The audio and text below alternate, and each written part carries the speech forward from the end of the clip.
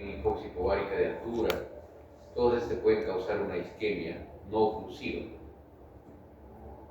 También en síndromes por enfermedades del colágeno, síndrome de Sjögren. Todos estos pueden dar una isquemia no oclusiva, pero hay que tener mucho cuidado porque haces una isquemia extensa, no es oclusiva, sin embargo, tú resecas, pero no has curado la enfermedad. Entonces se vuelve a presentar esos cuadros. Es más difícil el diagnóstico. Tenemos una paciente ahorita, un paciente, un Chiclayo, que fui para verlo. Bueno, fui para otro asunto, pero me llamaron al hospital ya que estaba por ahí. Y fui a verlo y el paciente es relativamente joven, tiene 54 años, ¿no? Y ha tenido una isquemia aparentemente no oclusiva, entonces le hacen la resección, no hay enfermedad cardíaca, no hay enfermedad renal, pues todo bien, no hay enfermedad hematológica y quieren mandarlo para acá, pero la resección ha sido masiva, solamente tiene 40 arriba y 20 abajo. Entonces es un intestino corto, pues, ¿no? para reconstrucción.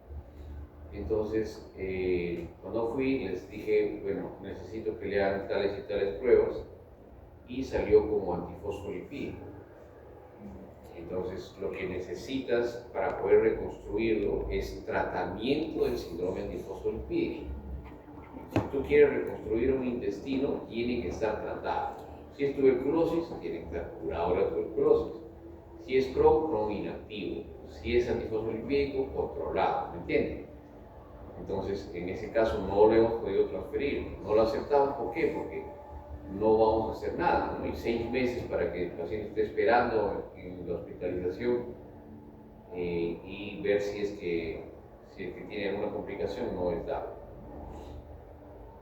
Entonces, sí hay una serie de isquemias que pueden ser no oclusivas, pero se deben a causas distintas. Vasculitis, realmente.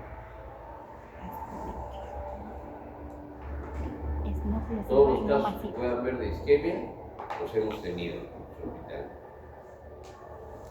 Desde amiloidosis hasta síndromes así raros. ¿Y para una no oclusiva le puede hacer cirugía control de daños? ¿Bajo qué circunstancias podría? Sí le puedes hacer, o sea, no hay ningún problema en que le hagas. Lo que sí tienes que tener presente es que si no tienes el diagnóstico, tienes que llegar a ese diagnóstico y tiene que recibir tratamiento. Inmunosupresores, biológicos, corticoides, citostáticos. Y eso puede hacer un control de daños, pero no le vas a hacer la anastomosis inmediatamente. Ahora, si tú haces una resección y dejas la anastomosis para después, quiere decir que en 72 horas vas a tener el diagnóstico, ¿no? El problema está que muchas veces esas enfermedades no les diagnosticas en 72 horas, ¿no? Entonces, en ese caso, ¿se puede hacer? Sí, se puede, pero debes hacerlo si tienes una logística muy buena y suerte, pues sí, pero si no, vas a anastomosar el intestino enfermo. Cuando tienes una hernia, por ejemplo, ¿no? Obstrucción mecánica, se isquemiza el intestino. El paciente tiene 72 años, no tiene otras enfermedades. En ese momento el paciente está hipotenso, está acidótico, está con inotrópicos. Lo que haces es sacar el asa, resecar y cerrar ambos cabos. Tú sabes que ese paciente ha sido agudo y ha sido una hernia, ya tienes la causa, no tienes que buscar otras. Luego de 72 horas, mejoras el paciente, idealmente tiene que estar en una unidad de cuidados críticos quirúrgicos, lo regresas a sala y puedes hacer la anastomosis, porque el paciente ya salió de todo el cuadro agudo. Pero si tienes un paciente que tienes una isquemia y no sabes la causa, ¿no? Y que muy probablemente es una enfermedad sistémica, ni siquiera una enfermedad vascular ni hematológica, entonces las posibilidades de que en 72 horas cambie completamente el escenario no es cierto. Entonces es mejor hacer esostomía o si no, no hacer más nada.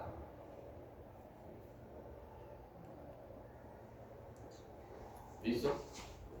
Sí, pregunten, ¿no? Porque después de este ya no va a haber otro curso. Ya, entonces vamos a hablar sobre pancreatitis. Pero pancreatitis no. En realidad la pancreatitis ya no es una enfermedad quirúrgica. Eso lo ven más en medicina, en gastroenterología. Pero siempre nos interconsultan por pancreatitis. Así que vamos a ver en qué casos se transforma esta enfermedad médica, de manejo médico, en una enfermedad quirúrgica. La pancreatitis, por definición, es un proceso inflamatorio del páncreas.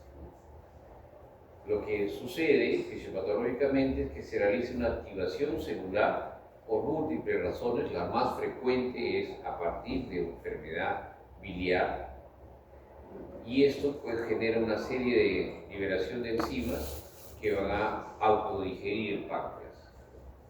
El diagnóstico de la pancreatitis se hace según estas características: la presencia de dolor abdominal congruente con pancreatitis aguda. ¿Cómo es? Es un dolor que inicia en epigastrio o en franja, que se va hacia la espalda, ¿no? Es un dolor tipo pesadez o tenebrante en algunos casos. La presencia de lipasa sérica. La amilasa ya no representa realmente un valor que sea adecuado para decir que tiene pancreatitis o no. La amilasa se eleva por casi cualquier cosa. Entonces, la lipasa sérica sí todavía nos puede marcar la presencia de actividad enzimática pancreática. Y tercero, aquí sí ya pasa a tener incluso las características de diagnóstico, ¿no? La presencia de signos en resonancia o en ultrasonografía, o idealmente en una tomografía contrastada.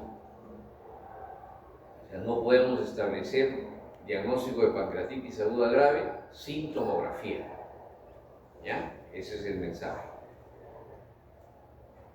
La pancreatitis aguda pues se desarrolla en la etapa temprana de 1 a 4 semanas, otros dicen 3 semanas, no más, en dos formas. En pancreatitis aguda eritematosa intersticial, cuyo tratamiento es básicamente médico, puede desarrollar una conexión peripancreática, ¿no? Estéril, y se puede resolver, entre comillas, espontáneamente. Ya no es espontánea, sino es con tratamiento médico de soporte. O puede ir a una pancreatitis aguda necrotizante, ¿no? Con inflamación del tejido pancreático. Ambos, la conexión peripancreática aguda puede llevar a un pseudoquiste, o lo que se llama el WON, ¿no? Que es la necrosis WON, W-O-N. Es así. Creo que está en el caso. Ahora vamos a ver su pariente del pseudoquiste es WON, que es Word of Necrosis, o su traducción más o menos necrosis pancreática amurallada, que forma una especie de pseudo pared. Pero el boom no se da en la edematosa. La edematosa va a desarrollar a pseudoquiste. Conexión peripancreática, edematosa va a pseudoquiste. Pero la necrotizante puede ser una necrosis aguda y finalmente una necrosis encapsulada. Esa es la primera forma de evolución. se resuelve o va a un pseudoquiste. En algunos casos el pseudoquiste es tan pequeño que no tiene mayor significancia clínica, pero en algunos otros ocasiona al paciente baja de peso, llenura precoz y sensación de tumoración o bulto en el abdomen. Le hace su tomografía y encuentra un pseudoquiste. El tratamiento es quirúrgico, pero de manera electiva, mediante un drenaje del pseudoquiste, sea hacia el estómago, porque está adyacente al estómago, el pseudoquiste, o sea hacia el intestino. Generalmente el pseudoquiste se presenta de la siguiente manera. Ustedes tienen el estómago aquí, Hacia el estómago. ¿ya? O al intestino. Y aquí se desarrolla un pseudoquiste, un quiste, ¿no? Se llama pseudoquiste porque la membrana no es una membrana epitelizada, sino es una membrana inflamatoria. Entonces, cuando se desarrolla el pseudoquiste en la cabeza, lo que se hace es una comunicación con el estómago y se hace un drenaje interno del pseudoquiste. Pero eso es el páncreas, ¿no es cierto? ¿Qué pasa si el pseudoquiste se desarrolla aquí? ¿Cómo lo drenamos hacia el estómago? No se puede. Entonces lo que se hace es subir un asa intestinal, ¿no? De esta manera. Y se reconecta. Es decir, se hace una Y de Rux para hacer el drenaje del pseudoquiste que está en el cuerpo bipolar pancreático. Eso no les dije en el curso anterior, ¿no? No. Ya. Tampoco les he preguntado. No lo pregunto. Ahora sí ya viene. ¿Cuál es la cabeza de páncreas? El primero es la cabeza de páncreas. El pseudoquiste, miren, el pseudoquiste, este pseudoquiste se puede desarrollar en la cabeza de páncreas y el drenaje se hace mediante una cistogastrostomía. Cisto, porque viene de quiste, cistogastrostomía. Una comunicación que puede ser hecha de manera laparoscópica, endoscópica o quirúrgica, con cirugía abierta. Pero cuando el quiste, el pseudoquiste, se desarrolla a nivel de cuerpo o cola, como aquí, entonces hay que hacer una cistoyeyunostomía, ¿no? Lo drenas hacia el yeyuno, ¿eh? Mediante Yederus.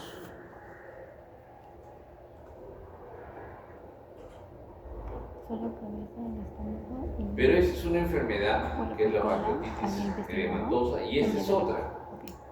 Este es, miren, en todo sitio necrotizante, necrótica, necrosis. Esta es una enfermedad necrotizante, esta no. Ese edematoso. El tratamiento es distinto. La enfermedad necrotizante, si bien es muy similar porque forma una necrosis amurallada, ¿no? Pero dentro, ¿qué cosa es lo que hay? Hay células muertas. Por lo tanto, ¿cuál será la posibilidad de que se infecte? ¿El pseudoquiste o la necrosis? ¿Cuál se infecta más rápidamente? Necrosis. Así es. Entonces, un porcentaje de estas necrosis, sean colección necrótica aguda o necrosis encapsulada, se infecta. La cirugía está reservada solamente para la necrosis infectada. ¿Se entendió? Ya hasta aquí, miren, todo el tratamiento de la pancreatitis aguda, pese a la evolución de las mismas, ¿no? Sin necrosis o con necrosis, el tratamiento es médico. Pero cuando esta necrosis pasa a ser de tratamiento quirúrgico, cuando se infecta. ¿Se entendió? ¿Y cuándo se va a infectar? A partir de las 4 semanas, no antes. Entonces, cuando nos llama el intensivista y nos dice, este paciente tienes que operarlo porque se está muriendo, le hemos puesto ventilación mecánica, inotrópicos, está con antibióticos, le están pasando fluidos, pero sigue en shock, sigue con gasto cardíaco disminuido. Y le preguntamos, ¿cuánto tiempo tiene de evolución de la pancreatitis? Hace 3 días. Es agudo, es súper agudo, así que hay que operarlo. No, lo peor que pueden hacer es operar al paciente. Si operan al paciente, como se dice criollamente, le vamos a agregar más leña al fuego, es decir, lo vamos a llevar a mayor disfunción, que al CIR se perpetúe y finalmente perder el paciente. Entonces así nos mencionen a nuestros familiares maternos, nosotros no lo operamos, ¿ya? Y a veces los pacientes sí se deterioran y fallecen, pero no es por falta de cirugía, es porque su estado es tan grave que el soporte crítico, ni siquiera el soporte crítico puede solucionar. Pero hay algunos casos en los que se tiene que operar de manera urgente los primeros días, sí. Vamos a ver cuáles son. Aquí dice, la infección puede desarrollarse en cualquier momento, ¿no? Y ahí cambia el manejo, ya saben, cuando se infecta. Entonces aquí tenemos una imagen, por ejemplo, de una pancreatitis edematosa intersticial. ¿Es quirúrgica? No es quirúrgica. No, por eso es así. Aquí tenemos el caso de una pancreatitis necrotizante, miren, con zonas de necrosis y colecciones. ¿Es quirúrgica? No es quirúrgica. Aquí tenemos una pancreatitis necrotizante, una pancreatitis infectada, miren, con colecciones y todo. ¿Es quirúrgica o no es quirúrgica? Sí es Sí, porque quirúrgica. es infectada. ¿Por qué? Porque está infectada. ¿Listo? Bien. ¿Qué complicaciones puede tener la pancreatitis? Si involucra sistemas como respiratorio, cardiovascular y renal, y para estas complicaciones se ha definido un score, el score de Marshall, con 2 o más. Este es el score de Marshall que te va a calificar según la disfunción sea respiratoria, renal, cardiovascular, ¿no? Y se da un puntaje según ello. Las complicaciones locales que se pueden dar, ya las hemos mencionado, colección peripancreática, pseudoquistis, colección necrótica, necrosis encapsulada o amurallada, ¿ya? Y otras como disfunción gástrica, trombosis venosa, portal esplénica y necrosis colónica. Aquí tenemos una colección peripancreática aguda, ¿no? Que no tiene por qué operarse. Tenemos un pseudoquiste pancreático, ahí esta es la representación, miren, pseudoquiste pancreático. No hay epitelio, pero parece que fuese un quiste, ¿no? Esta es la imagen. Miren, este de aquí está en cabeza de páncreas, este páncreas está en la cabeza y este está en cuerpo. El tratamiento es distinto, ¿no? Aquí tenemos una necrosis aguda. ¿Es quirúrgico o no? Miren, necrosis aguda. El paciente puede estar haciendo fiebre, taquicardia, PCR elevada. ¿Es quirúrgico? No. No, porque no Ok, está solamente es quirúrgico cuando está infectado. infectado. Aquí tenemos una necrosis encapsulada o amurallada. Esta es otra. Pero solo cuando está infectado. Hola Liz, adelante. No, disculpe, solamente el listado, ¿ya? Amaro, Berrospi, Andrea Cortés, Richo, Presente. Raquel Mamani, Presente. Cobis, Melanie, Saldaña Sandy y Karen Vicapasa. Gracias. Gracias. Entonces tenemos una necrosis encapsulada o amurallada, ¿ya? Es un nuevo término. ¿Es quirúrgico o no? Sí, porque sí. ¿Podría ser quirúrgico? Sí, sí está encapsulado. Está encapsulado, pero no está ahí. No está infectada. Si demostramos que está infectada, sí es quirúrgico. ¿Cómo podemos demostrar que está infectada? Dos formas. A ver, díganme ustedes. ¿Con la tomografía? No. Clínica. Con clínica y Con laboratorio. clínica, persistencia de dolor abdominal, fiebre, reactantes de fase aguda a partir de la segunda semana, etc. ¿Y la otra forma?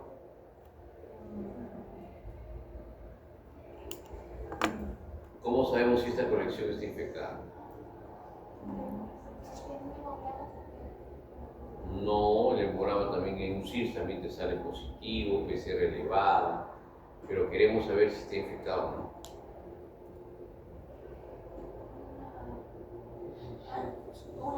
Esta la está. Punción, muy bien.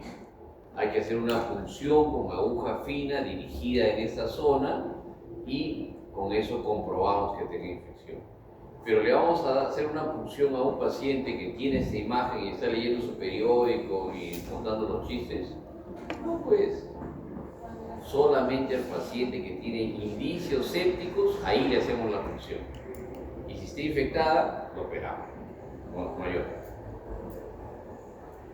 Complicaciones sistémicas son comorbilidades a partir de la enfermedad. En la pancreatitis aguda leve no hay falla orgánica, en la moderada la falla orgánica es transitoria, 24 horas, y en la severa esta es persistente. Aquí tenemos un esquema un poco antiguo, pero todavía se aplica. Miren, tenemos pancreatitis aguda, está moderada, sin necrosis, tratamiento conservador. Aquí tenemos una pancreatitis severa. La severidad está dada básicamente por las disfunciones que va a causar, ¿no? Si la necrosis es estéril, ¿no? Asintomática, tratamiento conservador. Si la necrosis está estéril y está sintomático y es más de 2 semanas, hay que ponerle ¿qué? Un catéter sintomático, que quiere decir signos de infección. Hay que ponerle un catéter y drenaje. Si esto está con necrosis, pues cualquiera de las técnicas que vemos aquí, y si no, pues no hacemos más nada, ¿no? Si no hay necrosis infectada. Aquí, pancreatitis aguda grave, con necrosis infectada, catéter, y lo llevamos pues para valoración de una necrosectomía, ¿no? En este caso, cualquiera de las técnicas que vamos a ver ahora. La mortalidad en pacientes con necrosis estéril es 12%, necrosis infectada casi se duplica, ¿no? Y necrosis infectada y falla orgánica, 40%. Entonces, ¿cuál es el quid del asunto? Detectar la infección tempranamente de la pancreatitis. Pero, como les decía, ¿hay alguna indicación de la laparotomía temprana las primeras 2 semanas? Cuando el intensivista está que fastidia, que hay que operarlo. Sí. Si el paciente se demuestra que está sangrando, que se ha perforado generalmente el colon, víscera hueca, que tiene un síndrome compartimental abdominal, le han hecho tratamiento, le han dado diuréticos, le han dado inotrópicos, le han dado relajantes musculares y sigue con el síndrome compartimental, entonces sí tenemos que operarlo. O tiene isquemia intestinal, isquemia de colon o isquemia de vaso. Entonces, en estos casos sí tendría que operarse el paciente y no esperar todavía más de las 4 semanas. ¿Se entendió? Bien. Ese síndrome compartimental abdominal no lo vamos a detallar, pero ahí está, ¿no? El abdomen distendido. ¿Qué signos presenta el síndrome compartimental? Abdomen distendido, oliguria y aumento de la presión pico. Eso es en el ventilador, ¿no? El método para medir la presión intraabdominal, el transvesical, el método de Sheehan, es el que más se utiliza, y básicamente son unos principios de vasos comunicantes, una zona Foley que se llena de líquido, 50 centímetros, y eso por presión, ¿no? Hidrostática transmite esa presión, la cual medimos, ¿no? Y de acuerdo a eso determinamos si el paciente tiene un incremento de la presión intraabdominal. Aquí un videíto, así que para que...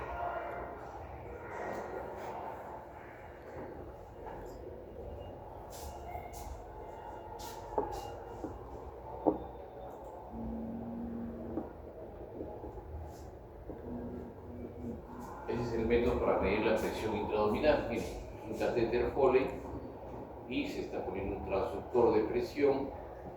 Están todas las enfermedades oceanas, lo que nunca han visto. Cuando tienes un paciente crítico, tú tienes que medir la presión intraabdominal, pero nunca lo hacen. Miren, conecten el transductor, ¿no? Y ese transductor va conectado, bueno, aquí está, es como una T, va conectado a un domo, este es el domo este blanquito, y transforma la medida de la presión intraabdominal, presión hidrostática, la transforma en una curva de registro. Entonces ahí sella, es decir, transmite la presión, ya no va hacia la zona Foley, sino va hacia el transductor de presión. Y el transductor de presión se va a ver en el monitor, ahorita van a ver. Este es un domo, se llena de líquido y de esa manera nivela las presiones. Y transmite la presión, y aquí está, ¿no? Aquí está la presión, selecciona, lo dirige, y va a hacer una curvita. Ah, no, aquí está, esta es la presión. La presión intraabdominal es de 10.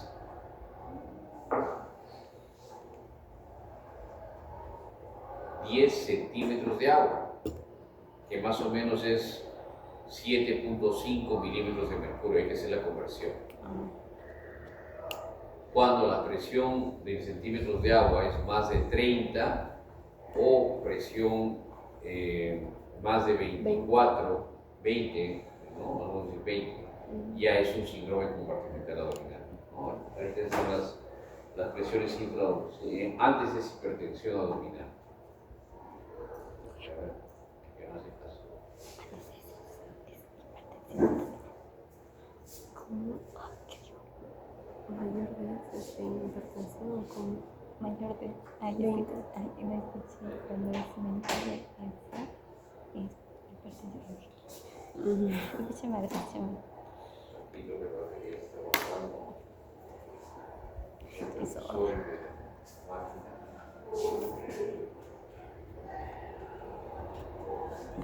Hasta las 6, ¿no? Una clase.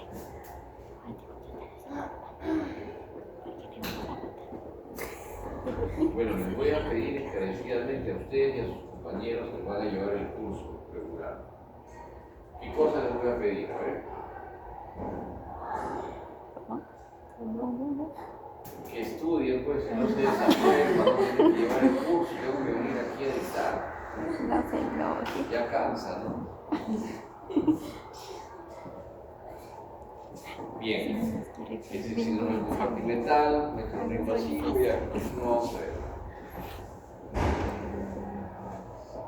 Tratamiento, luego del tratamiento médico, que es con relajantes musculares, diuréticos, psicotrópicos, y si no responde con todo eso, entonces incluso toxina botulínica, ya se tiene que hacer una laparotomía descompresiva y poner un sistema de presión negativa como este o pasivo como la bolsa de Bogotá.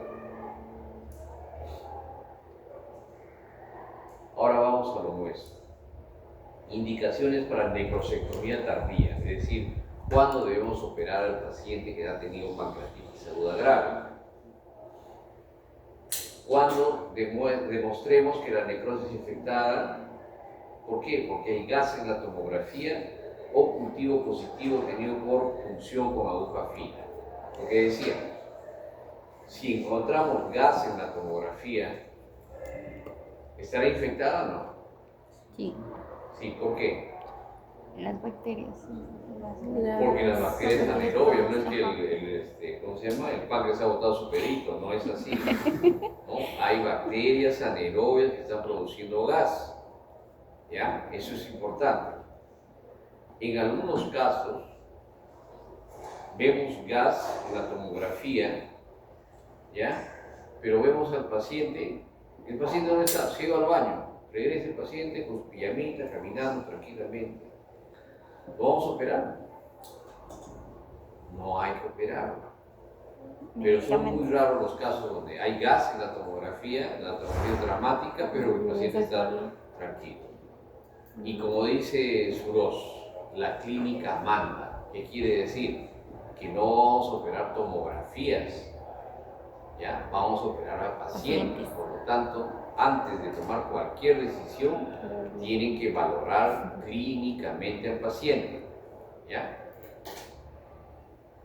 Si el paciente tiene sepsis persistente, lo que les decía, tiene indicios sépticos y esos persisten más de 2 semanas o aparecen de nuevo, ¿no? A partir de la tercera o cuarta semana. Y esta es una indicación muy precisa, pero está en todos los libros donde dicen un unwellness, ¿no? Una falta de respuesta, una persistencia de sintomatología, dolor abdominal, náuseas y vómitos. La verdad que yo nunca he operado porque el paciente se siente un poco mal. Pero los gringos son gringos, pues entonces ellos hacen las guías y eso es lo que han puesto.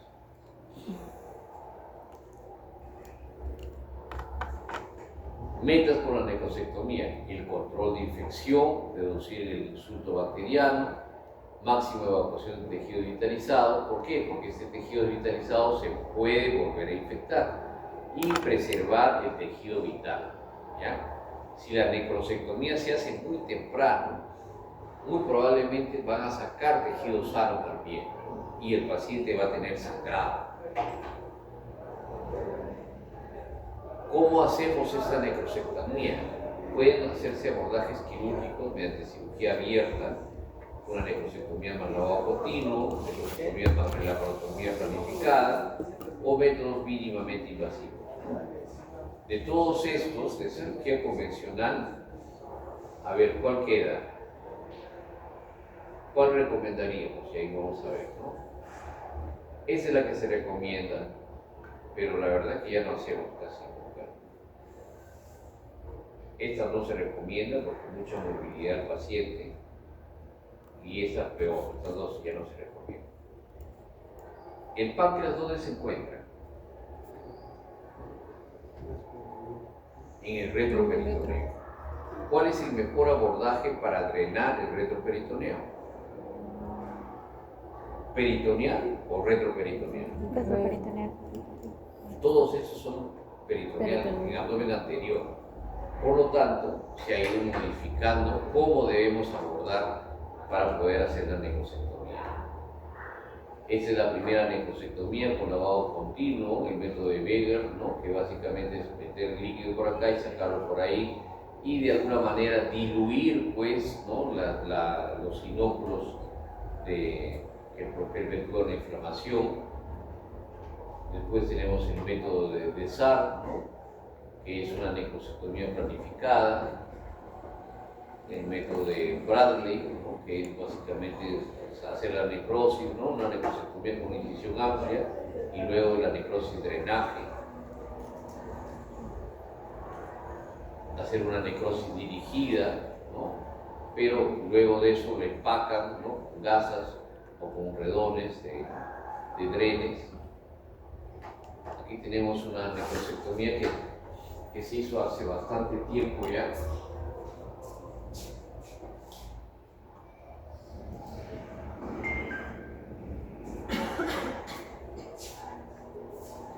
La necrosectomía tardía, lo que se trata de hacer es de buscar la zona de necrosis. Ahí entramos a la celda pancreática y ya vemos algo de tejido necrótico ahí, con una pinza atraumática, que es una pinza de Fester, que está sacando la necrosis,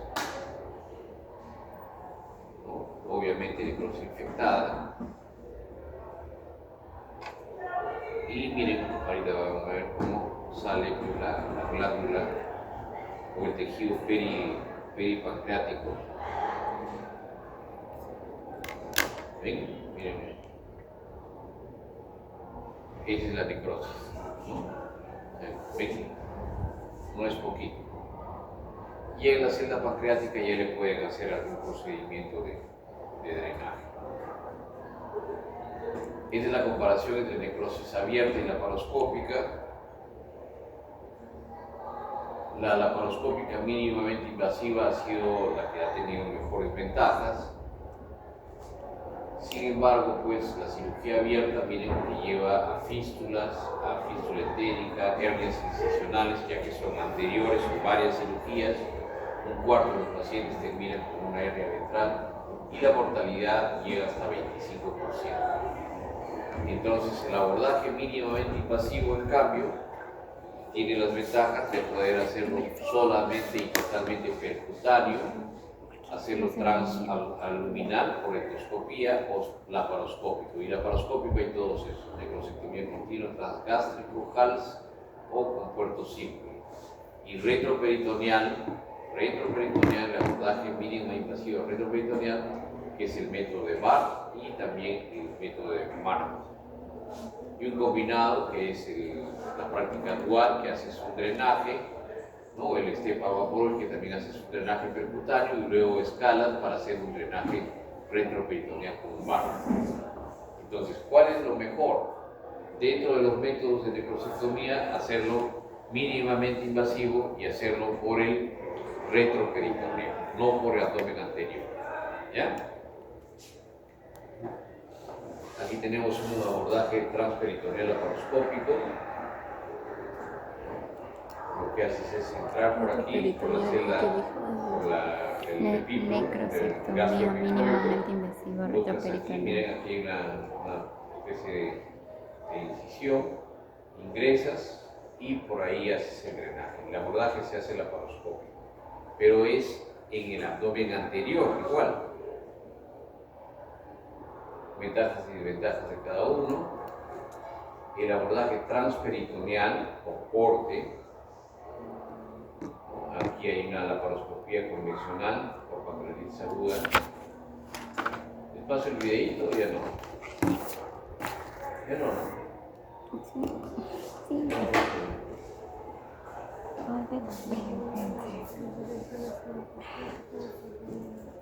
Ay, no aguanta.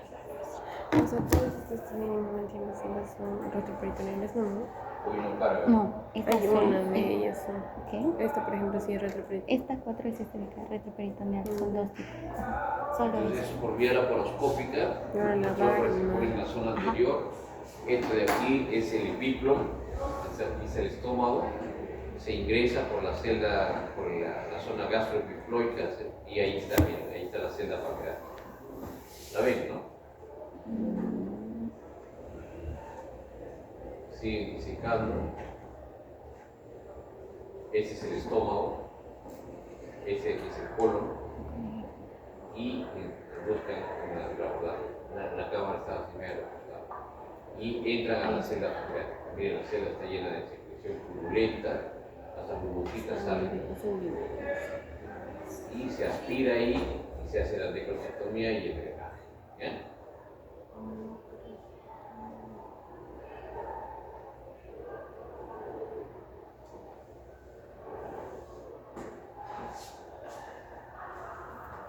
Oye, ¿por dónde entran? ¿Por aquí también?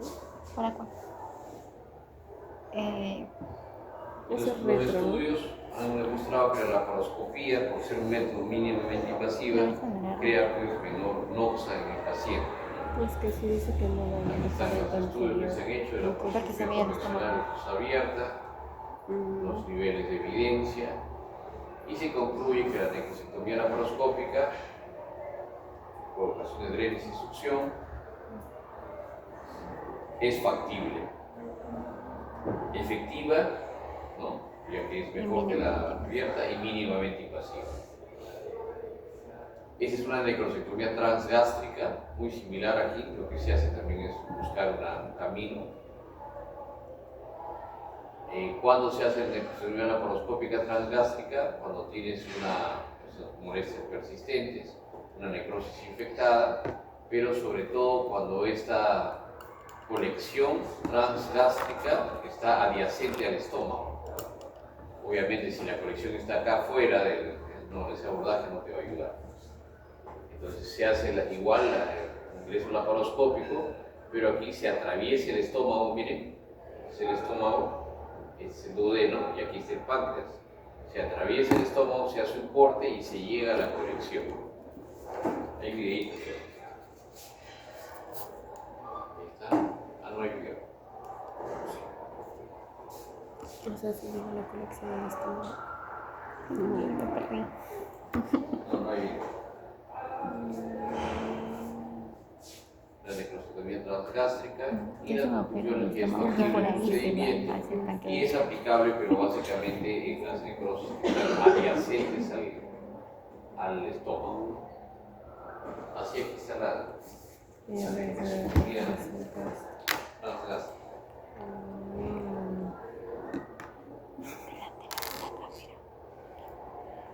No, aquí también está mi. Se perfora. No, en el anterior me refiero. El Entonces, video. miren, Sí, miren, el ahí video se anterior. Ahí está dice que abordando. es transgástrica. Eso de aquí No, es el las estómago, abdominal, perdón. se han metido estas pinzas a través del estómago, en la cara anterior, y se está haciendo, lo que este es el estómago. Se ha hecho una gastrotomía, no se ha introducido al estómago, sino que la pared posterior se está abriendo. Esta es la pared anterior y esta es la pared posterior. Se está abriendo y se está aspirando el contenido Gástrico. que es aquí. Este contenido se está aspirando. O sea, por aquí se está entrando. Esto es lo que ven aquí. Ah, Esto. Ahí está. Se abre y se aspira todo el contenido. Y si es que hay necrosis, se saca la necrosis. Pero esto más parece un pseudoquiste que una necrosis infectada, ¿no? sí. Esta es la cara anterior del estómago, ¿no? Esta es la pared anterior. Y luego de hacer esa comunicación, que puede establecerse también con sutura mecánica, ya se hace una sutura laparoscópica de la cara anterior del estómago. Miren, tenemos tan pocas necrosis y se están haciendo por vía retroperitoneal que ya no se puede. Esto es el HALS utilizando un dispositivo especial que puedes meter la mano por ahí, ¿no? Y te ayuda pues, a hacer la necrosectomía. Combinas ambos métodos, el laparoscópico y el abierto. Ese es el resultado, ¿no? Es la incisión por donde entra tu mano y lo que se hace es drenar esta colección y se deja un dren ahí. O robótica, también se hace con robótica, ¿no? El mismo abordaje. La gran ventaja es que con robótica es mucho más sencillo la sutura y el manipuleo de los instrumentos, ¿no? Y el abordaje retroperitoneal, que actualmente es el recomendado para el caso de pancreatitis, ¿no? Ha sido descrito por Howard, ¿no? Y básicamente lo que se hace en este abordaje retroperitoneal, se hace una necrosectomía endoscópica, ¿no? Miren, aquí está el paciente era portador de un drenaje, un drenaje tipo pigtail en la celda pancreática. Aquí está el riñón, aquí está el colon y aquí está el estómago. Hay que tener mucho cuidado por este ingreso lateral con una incisión en S itálica. Y una vez que está ahí, el paciente está lateralizado para el lado derecho, el cúbito lateral derecho. Y lo que se hace es, a través de este dren, se hace el seguimiento, se abre con bisturí y luego se mete la cámara. Se aspira la secreción, se abre en la celda pancreática y con un trocar adicional, miren, este es el visor, con un trocar adicional se va removiendo el tejido necrótico. Miren. Es el forceps y con un trocar adicional se va siguiendo el trayecto del catéter. Aquí está el catéter, ven esa necrosis, ¿no? Burbujas. Aquí está el abordaje. Se hace la incisión a ese nivel, ¿no? Siguiendo el catéter, se va siguiendo y se mete pues la óptica para visualizar la celda y se va recuperando y absorbiendo toda la necrosis. Finalmente se logra sacar, así como vieron Hernández, ¿no? Se saca toda la glándula necrosada, se hace un cierre y se hace un drenaje. Ese es el abordaje retroperitoneal, ¿no? Entonces, le han denominado a la técnica combinada, el grupo danés, con el abordaje retroperitoneal, demostrando que es eficiente, con ventajas y desventajas, y le han hecho una combinación. El abordaje primero con función y luego el abordaje retroperitoneal laparoscópico. Y a esta combinación le han llamado Step-Up Approach, que es la técnica que está recomendada para el tratamiento de necrosis infectada de páncreas. Esta es la publicación. Y dentro de las 72 horas se hace un drenaje percutáneo o endoscópico transgástrico. Se prefiere el percutáneo, ¿no?, en el flanco izquierdo.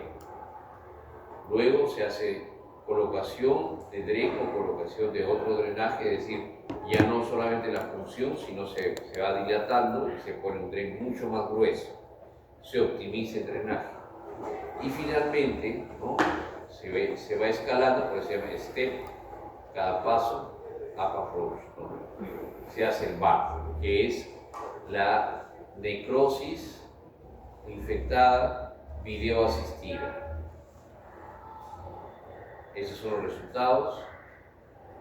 Y demostró pues que el Step-Up Approach, comparado con la necrosectomía abierta, reduce el riesgo de complicaciones mayores abdominales anteriores, ¿no?, en pacientes con pancreatitis necrotizante y tejido necrótico. Esta es la parte mínimamente invasiva y bueno, eso es lo que se vio en el congreso, ¿no? Bien, muchachos. ¿Preguntas de pancreatitis? Doctor, ¿ahí se le deja el DREN? Sí, siempre hay que dejar DREN. ¿Por cuánto tiempo? Por el necesario, hasta que deje de drenar o hasta que resuelva la infección o hasta que complementes con un método de necrosectomía video asistida.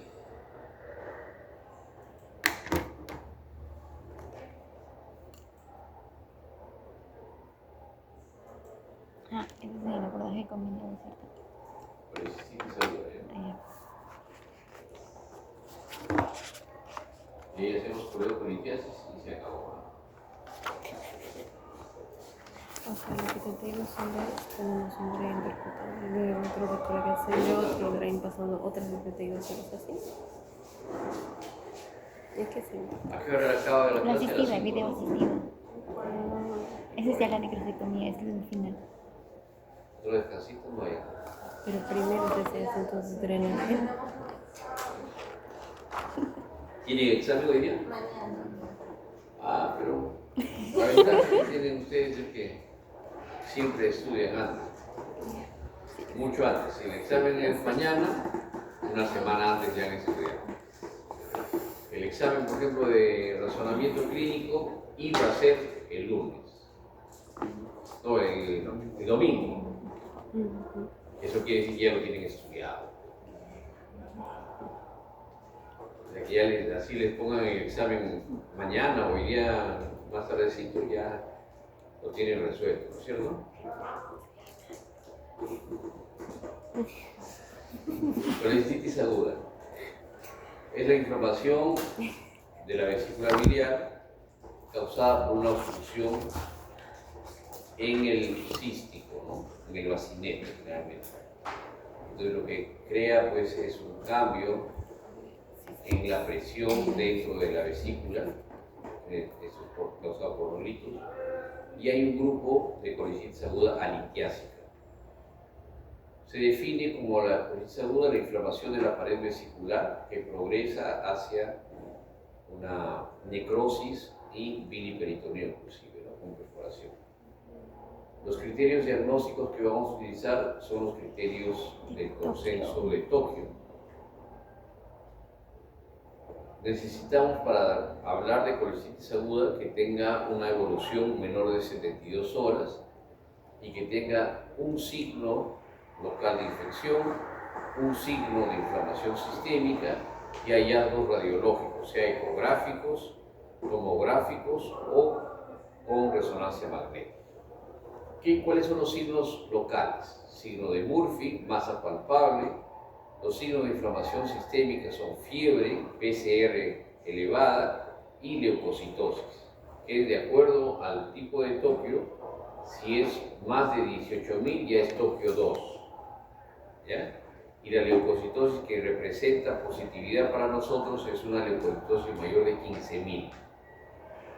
Y los hallazgos radiológicos que los vamos a describir como por ejemplo hallazgo ecográfico de edema vesicular con la pared engrosada, un tamaño mayor de 7 por 10 centímetros en los diámetros, y la presencia de halo perivesicular o edema o colecciones perivesiculares, ¿no?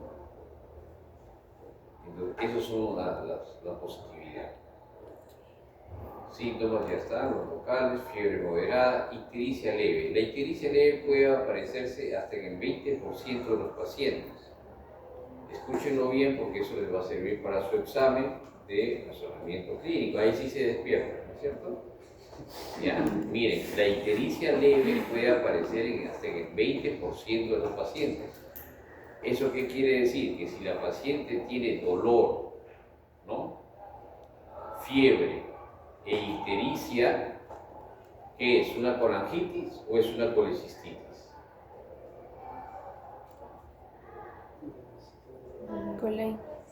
Colecistitis. Es colecistitis, no es colangitis. ¿Ya? Por eso le estoy diciendo, la ictericia leve aparece en el 20% de los pacientes. No estamos hablando de una ictericia severa, ¿ya? Entonces, no todo lo que es ictericia, fiebre y dolor es triada de Charcot, colangitis, ¿entiende? ¿Ya? Se le explica por una compresión de la vía biliar principal por la vesícula tumefacta o edematosa. La leucocitosis es moderada, de 12.000 a 15.000. Este es el diagnóstico de un Tokio 1. Salud.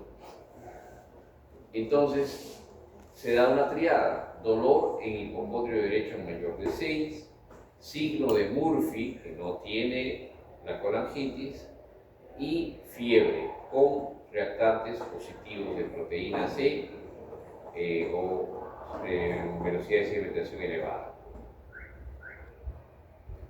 ¿Cuáles son los criterios de severidad?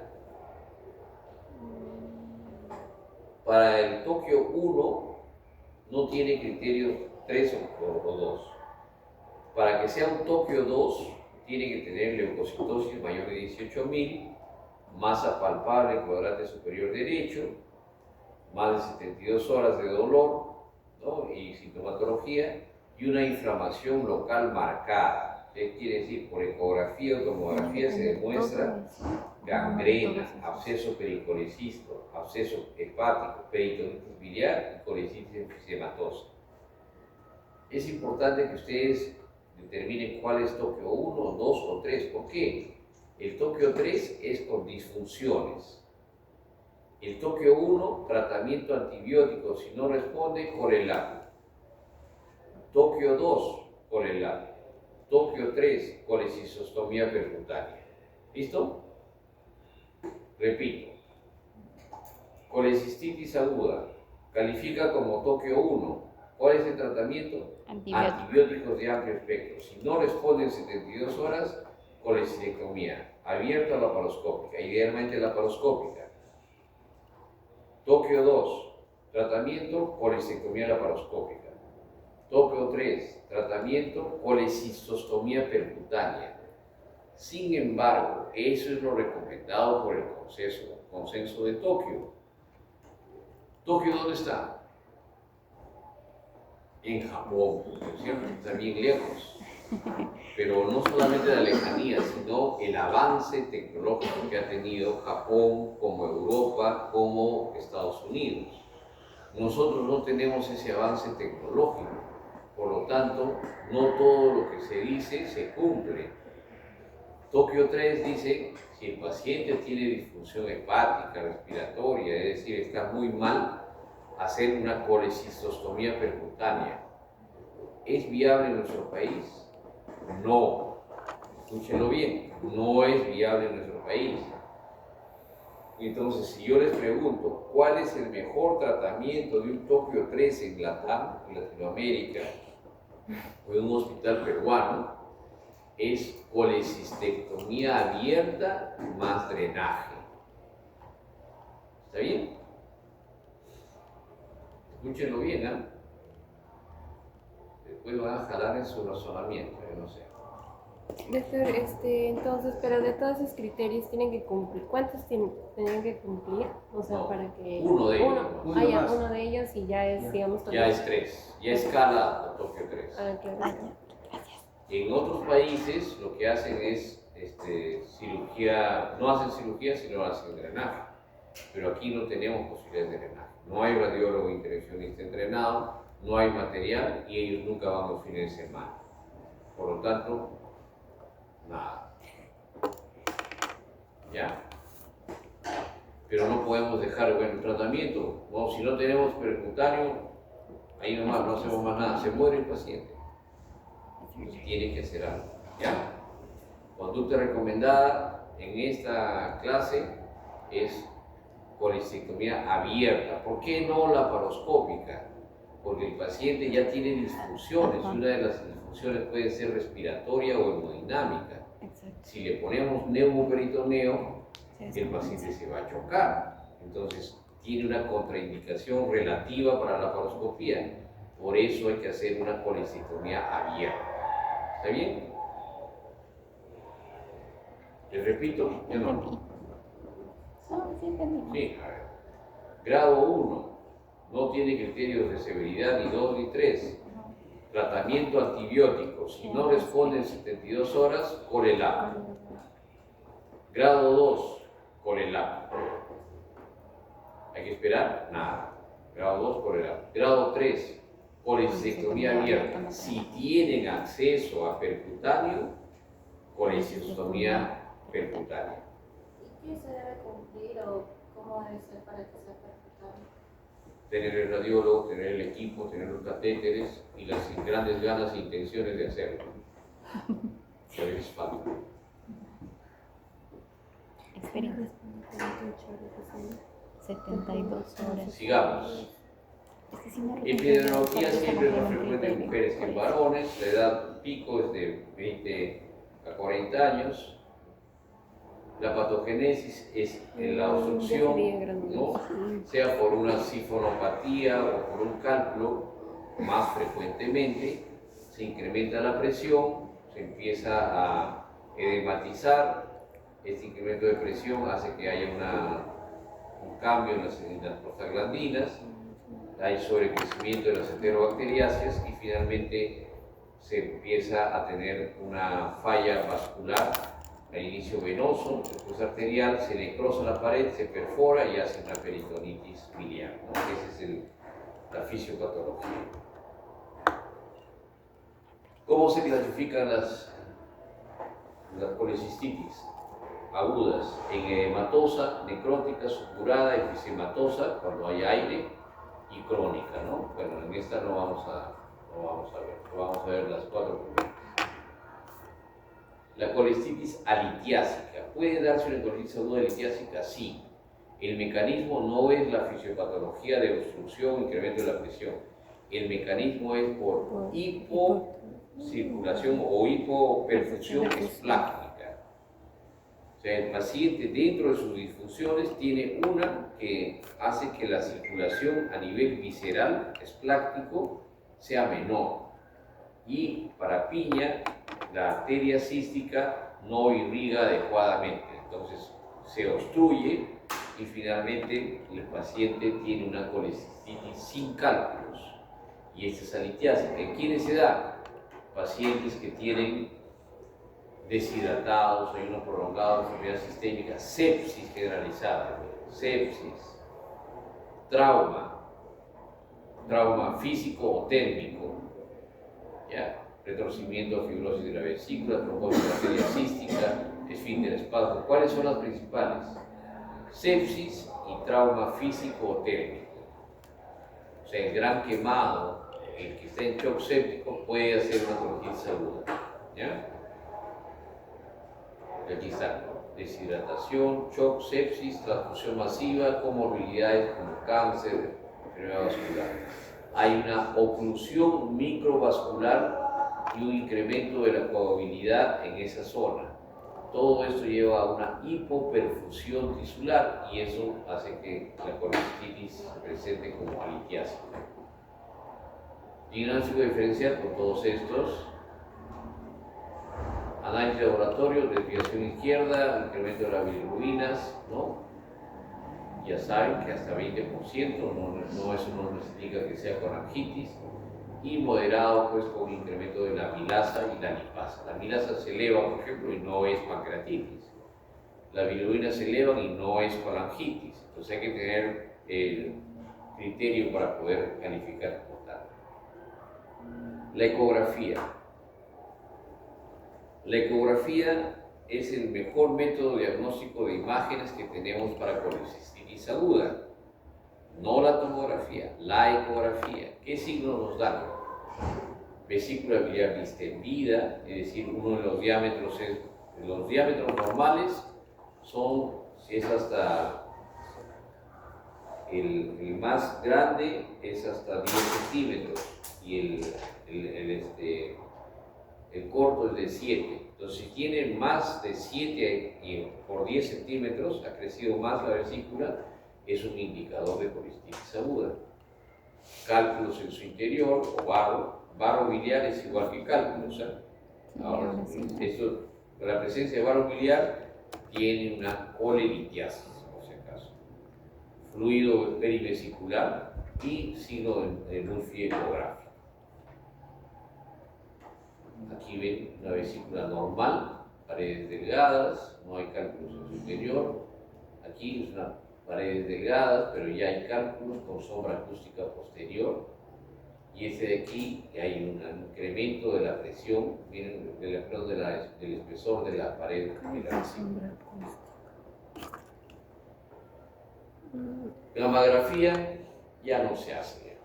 Ya son muy raros los casos en los que tenemos que hacer una gammagrafía. Más fácil es operar que hacerle su gammagrafía. En Estados Unidos sí hacen todavía gammagrafía, por eso todavía nos arrastran estas indicaciones. ¿Por qué? Porque si en Estados Unidos tú le sacas una vesícula a una paciente que no tiene cálculos, te demanda y te lleva a la prisión y te da toda la plata que has ganado durante toda tu vida. Los carros, la piscina, todo. ¿Ya? Entonces, por eso los gringos han dicho hay que hacerle su gammagrafía. Porque la gammagrafía no detecta cálculos, sino detecta enfermedad, sobre todo de la sifonopatía del cisto. Entonces, si ellos no tienen gammagrafía, no lo operan. Para ellos no existe, bueno, sí existe, ¿no? Pero la colecistitis alitiásica, no. Si está con dolor y todo eso, me acuerdo mucho de una doctora que es presidente de la Sociedad Panamericana de Trauma, que es colombiana, la doctora Paula Ferrada, que hizo un cuadro de colecistitis aguda. Pero en la ecografía y en la tomografía no había cálculos. Entonces nadie quería operarla. No le hicieron su gammagrafía, pero yo creo que sí le hicieron y no era concluyente. Entonces no querían operarla y la pobre estaba que se moría ahí con fiebre, vomitando, dolor intenso. Entonces, ¿qué hicieron? La trajeron a Colombia. Llegó a Colombia, llegó al hospital, lo operaron. A la semana regresó. Claro que perdió todo su seguro, ¿no? Porque haya puesto un montón de dinero. Pero fue la única forma y más práctica que hizo el doctor Ferrada, es un amigo nuestro de Colombia, para poder solucionar el problema de su hija. O sea, a ese extremo están y se cuidan de los juicios en Estados Unidos. Entonces, por eso es que ellos han hecho este invento de la gammagrafía, ¿no? Pero nosotros no tenemos, no se hace, yo no he visto nunca. El tratamiento tiene que ver con el momento de la colecistectomía, la terapia antibiótica y la colecistectomía percutánea. A ver, rápido nomás. Momento de la colecistectomía, tienen que hacerlo dentro de las 72 horas. No hay que hacerlo después de 5 o 7 días, que enfríe el cuadro, no, después de 2 semanas, no, es el peor momento. Tienen que hacerlo dentro de las 72 horas. ¿De acuerdo? Pero Terapia antibiótica. La terapia antibiótica tiene que ser dirigida con un perfil microbiológico local, idealmente, y de acuerdo a una terapia de desescalamiento. No hay que darle, a ver si funciona este, le cambiamos otro más. No, este no está yendo bien, mejor le cambiamos otro. No, es al revés. Le tienen que dar uno de amplio espectro y después desescalan, si es que es necesario. Y colisostomía percutánea no se hace en nuestro país, así que para qué les voy a hablar de ello. A ver, ¿qué tenemos aquí? Momento de la colisostomía, estudios de PAPI, etcétera, etcétera. ¿Qué dicen todos? A ver, conclusiones. Aquí está. Más. Meta-análisis 1, meta-análisis 2. ¿dónde? Conclusiones. La colisostomía laparoscópica temprana es superior a la Con perfil colisostomía tardía microbiológico en y términos de una reducción de un estados DC hospitalarios. escalamiento. No hubo incremento de las complicaciones o conversión cuando perfil se hace microbiológico colisostomía temprana. Otros estudios, conclusiones. La colisostomía inmediata, ¿no?, en el día de hospitalización del paciente es preferible, ya que previene costos innecesarios. Esas conclusiones también se aplican a los pacientes de alto riesgo. O sea, igual, sea muy grave o no, se aplica el que se haga tempranamente la colisostomía. Conclusiones finales. La colisostomía debe realizarse tan rápido como sea posible desde el inicio de los síntomas. Colicitis aguda. La ventana óptima son las primeras 72 horas. Sin embargo, los pacientes operados después de una ventana también se benefician con una cirugía temprana. O sea, hasta los 5 días puede ser, pero más ya no. 5 días. La cirugía temprana reduce la estancia hospitalaria y no incrementa el riesgo de complicaciones y conversión. Por lo tanto, se recomienda una colisostomía temprana. ¿Qué método? Laparoscopio. Solamente no hacerlo cuando hay contraindicaciones.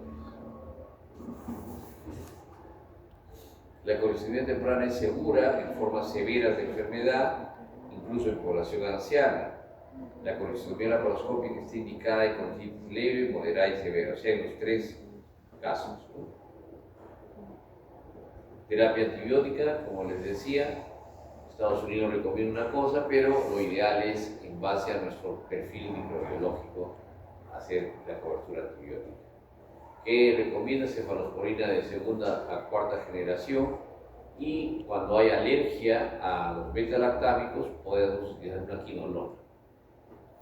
Aquí están las recomendaciones de Solomkic del 2010 para el uso de en caso de colecistitis, ¿no?, cuando son comunitarias o están relacionadas con cuidados de la salud, ¿no? Ponen como primero cefazolina o ceftriaxona. Igual usamos esto nosotros acá, ¿no? Cuando ya hay un paciente inmunocomprometido o edad avanzada, entonces sí empezamos a ver a los carbapemenos o a piperacillina tazobactam. Y cuando hay una colangitis, de frente, carbapemenos. No se olviden, colangitis hay que darle carbapemenos. Y cuando son infecciones asociadas a cuidados de salud, ahora ya no se le llaman infecciones intrahospitalarias, sino se llaman infecciones relacionadas con el cuidado de la salud, ¿no? Aquí está, ¿ven? Infección biliar asociada con el cuidado de la salud. ¿Qué quiere decir? Que los pacientes que reciben nutrición parenteral domiciliaria, que reciben cuidados en casa, que reciben diálisis, sea peritoneal o renal, hemodiálisis, esos pacientes tienen tratamiento regular y están al cuidado de la salud. ¿Qué importancia tiene eso? Que los gérmenes que tienen estos pacientes van a ser más semejantes a los hospitalarios que a los comunitarios. ¿Respecto a qué? A la resistencia bacteriana. Por eso es que hay que darle un antibiótico más potente, si se puede decir en ese término, ¿no? Colecistectomía percutánea se utiliza a menudo cuando el paciente presenta sepsis, ¿no? Según las directrices de Tokio. Bueno, yo no veo que se esté haciendo esto. Los factores asociados a una colecistectomía difícil, bueno, edad, género, obesidad, cirugías previas, ecografía donde demuestra pared gruesa y experiencia en cirujano. Este es el score para la colecistectomía laparoscópica. Y ese es un metaanálisis que le hizo el doctor Borda con el doctor Martínez en Cayetano, ¿no? Y demostró que, vamos a las conclusiones de frente. Para predecir una colecistectomía difícil, ¿no? Laparoscópica, ¿cuáles son los criterios? Diagnóstico de colititis aguda, es más difícil la aguda que la crónica. Cambios en la pared vesicular, ¿no? Ese es el más importante, el edema vesicular o el engrosamiento de la vesícula, de la pared vesicular, tiene un puntaje alto para predecir una colecistectomía difícil. Alteraciones de la función hepática y un punto de corte ideales de 6, o sea, justo aquí. Listo. ¿Preguntas de colititis aguda?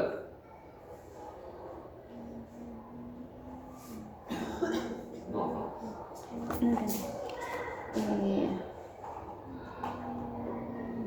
O sea, si pasa de 6, la laparoscopia va a ser difícil. Entonces sería como una laparotomía.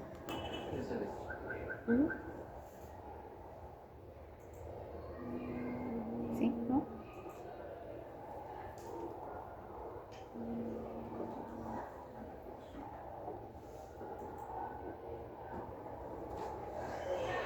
¿Ustedes saben por qué me sale esto de paciente de información?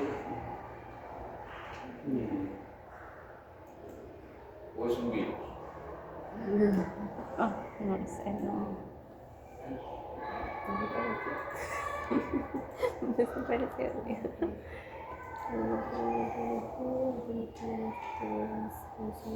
Coledocolitiasis y colangitis, ya acabamos. ¿Ya? A ver, la coledocolitiasis es la presencia de los litos en el coledo, ¿sí? ¿De dónde viene la coledocolitiasis? ¿Cuál es la principal causa de coledocolitiasis? Litos. Eso les voy a preguntar. ¿Cuál es la principal causa de coledocolitiasis? Ya, les ojo, ¿primaria o secundaria?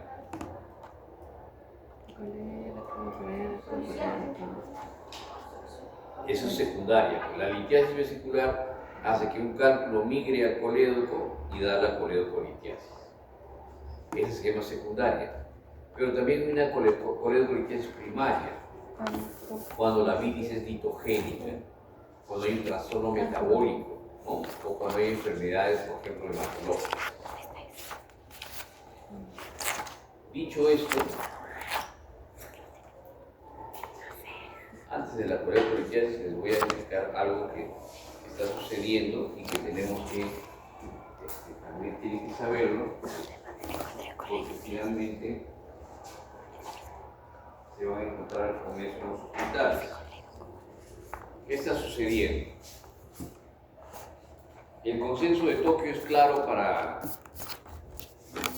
el tratamiento de colecitis aguda, ¿cierto? Recomendado es colecistectomía laparoscópica. Ahí no hay dudas. Sin embargo, ¿qué está sucediendo? La frecuencia de lesiones de vía biliar se ha incrementado muchísimo por cuadros de colecitis aguda.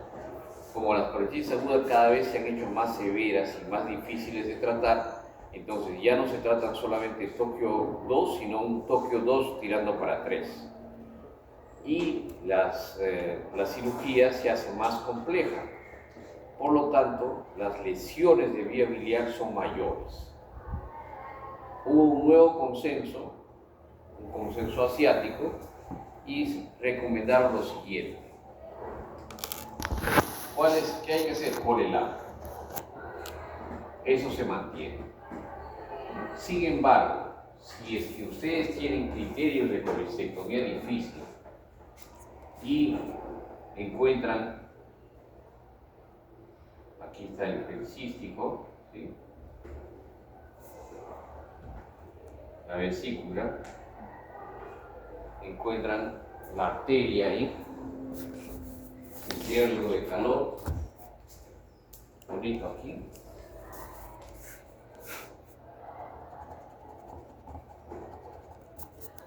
Perfecto. ¿Cómo se llama esto? Cuando encuentras el cístico, te lo voy a sombrear, ¿eh?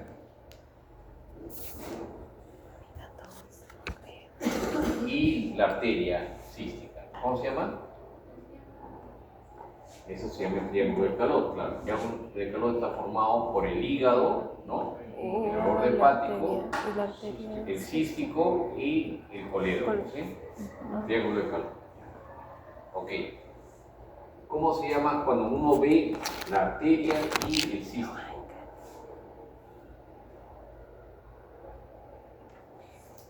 Se llama visión crítica de Strasberg. Visión crítica de Strasberg. Entonces, lo que se recomienda para evitar lesión de vía biliar es disecar al punto de que puedas identificar la arteria y el conducto cístico. Los clipas, los seccionas y sacas la vesícula. No hay problema. Pero, ¿qué sucede si en la CoreLab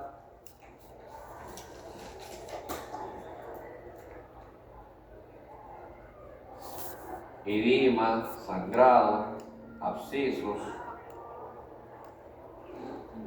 necrosis, parches necróticos, y no identificas el triángulo de calor? Cuando intentas disecar, tienes alto riesgo de lesión de vía biliar. Entonces, ¿qué dijo el consenso de Tokio? Perdón, de los países asiáticos, ahora se los paso. Que para evitar lesiones de vías biliares en colecistectomías agudas difíciles, Tokio 2 o 3, lo que se debe hacer es una colecistectomía parcial, es decir, sacar la vesícula, pero no sacarla completamente, sino sacar aquí, hacer una colecistectomía parcial. ¿Ya? No ir hasta esa zona. Pero, ¿y qué hacemos con esto? Pues esto queda así, ¿no es cierto? Así como un tubito, así queda. Y aquí no ves realmente hacia dónde va. Entonces, puedes hacer dos técnicas. Una de ellas es la colecistectomía reconstituida. Es decir, cierran el muñón con sutura, ¿sí? Y la otra es la colecistectomía fenestrada, es decir, le dejan un dren aquí adyacente y listo. ¿Ya? ¿Qué está sucediendo actualmente? Estos pacientes toqueos por una razón. Nuestros ex residentes y ahora asistentes jóvenes están haciendo el consenso asiático. O sea, ya no se van a buscar, a disecar. No. Lo peor de todo es que esos procedimientos los hacen por laparoscópica.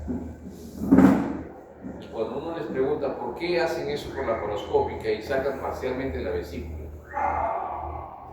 ¿por qué no lo convierten a una cirugía abierta? La respuesta es, si yo le puedo ofrecer algo mejor por cirugía abierta, está bien la conversión. Pero si no le puedo ofrecer más nada, mejor le hago así. Entonces, ¿qué está sucediendo? Que actualmente tenemos muchas colecistectomías parciales. Muchas colecistectomías parciales, y esto está elevando la morbilidad. Te digo esto porque va a suceder en los hospitales cuando empiecen a ir, y ya están llenos. Entonces se está haciendo mucha colecistectomía parcial, y esto está llevando a que los pacientes tengan drenajes biliares por un mes y medio, ahí, ¿no? Sigue, o desarrollen biliperitoneo o bilioma, ¿no? Colección de bilis. En algunos casos hemos tenido que reintervenir y sacar lo que queda de vesícula y ligar el cístico, ¿no? ¿Cuál es mi opinión? Que si tú tienes un caso difícil y no tienes todos los recursos, mejor dáselo que opere otro, ¿cierto? Y si tú tienes un caso difícil, ¿no? Y ya estás sobre el caballo, ya estás ahí programado y no lo puedes resolver, entonces convierte la cirugía y si tú no sabes por abierta, llama a otro, llama a alguien que sepa para que te ayude ahí. Porque no está bien que se estén haciendo esos procesos parciales. Y les pongo en autos, ¿por qué? Porque en coledocolitiasis y en colangitis también hay un cambio de este tipo, un cambio medio timorato de cómo hacer la cirugía. ¿Ya? Coledocolitiasis. La presencia de cálculos en el colédoco, la mayor causa colitiasis secundaria a partir de la colelitiasis. ¿Ya? Más común en mujeres que en varones, de 2 a 1, y así es como se desarrolla, ¿no? Colelitiasis puede pasar a colecistitis aguda, ¿no? O puede pasar a coledocolitiasis y raramente a cáncer de vesícula. Raramente porque viene 0.04%, ¿no? Ni 1%. Cambio aquí sí 8 y 10%. La colecistitis aguda puede ir a peritonitis biliar o a fístula bilio-digestiva y la coledocolitiasis puede ir a colangitis o en algunos casos pancreatitis aguda. ¿Ya? Esa es la evolución de la enfermedad litiásica vesicular. La fisiopatología, pues hay un disturbio metabólico que hace que la bilis se vuelva litogénica, formadora de cálculos, tanto en la vesícula biliar donde hay éstasis, porque es un reservorio, ¿no?, de la bilis, donde más frecuentemente se hacen los cálculos, pero también pueden darse en la vía biliar. Hay una ruptura de este equilibrio, de este triángulo entre colesterol, lecitina y sales biliares. Entonces, básicamente lo que sucede es que los cálculos migran a través del cístico y se ubican en el colédoco. Cuando están en el colédoco distal, obviamente no pueden pasar porque aquí hay un esfínter, ¿no es cierto? Y lo que hacen es causar una obstrucción del drenaje biliar retrógrado y eso lleva a infección y por eso se da la colangitis. ¿Cuál es el cuadro clínico? Dolor en el hipocondrio derecho e ictericia. ¿Ya? Aún no hay fiebre, aún no hay hipotensión, aún no hay trastorno sensorio. Entonces estamos hablando de coledocolitiasis. El diagnóstico se puede establecer por ultrasonografía, por tomografía, por colangioresonancia y también vía endoscópica haciéndole una colangiografía retrógrada endoscópica. Usualmente se alteran las bilirrubinas, las fosfatas alcalinas, la amilasa y la lipasa. Las imágenes aquí nos demuestran la presencia de un lito, una imagen de sustracción en una colangiografía, en este caso es una colangiografía, una colangioresonancia, ¿no? Entonces, este de aquí muy probablemente es un cálculo. Este es el resto del colédoco y aquí hepático, ¿no?, dilatados, izquierdo, derecho, y el cístico también. Ese es mediante un estudio endoscópico. Se ingresa con un endoscopio de visión lateral, se canula la papila, ahí está, es la papila, ¿no?, se canula con un arco, se hace el corte a las 11, entonces a las 12, a las 11 más o menos, se hace el corte ahí, se introduce, se pone una canastilla, pero se introduce contraste. Esto es el colédoco, todo es el colédoco, con verde seco. Todo es el colédoco y este es el cálculo. Entonces, esto que está negrito ahí es la canastilla o el Fogarty, que es instrumentado por un canal de trabajo por el endoscopio, se produce y se extrae, ¿no? Previamente tienen que hacer la papilotomía, ¿ya? A las 11. Bien. Por medio de CEPRE se hace la esfinterectomía o papilotomía endoscópica, se hace la colistectomía y se revisa la vía biliar. Y aquí viene el otro problema. Hay casos de colangitis que lo que están haciendo es solamente abrir la vía biliar y no le sacan la vesícula. ¿Cuál es el problema? ¿Cuál es la principal causa de coledocolitiasis? La migración de cálculos de la vesícula, o sea, no están tratando el problema. Drenan la vía biliar, le ponen un transfer, pero sigue pues la vesícula ahí, que puede migrar un cálculo y otra vez da el mismo problema. Eso como una solución intermedia. Y lo otro que puede pasar es que se haga un cuadro de colecistitis aguda y van a tener que operarlo nuevamente. Entonces, ese es el otro cambio, un cambio de conducta, entre comillas, es un control de daños de la colangitis grado 3. ¿Y qué problema tenemos en nuestro país?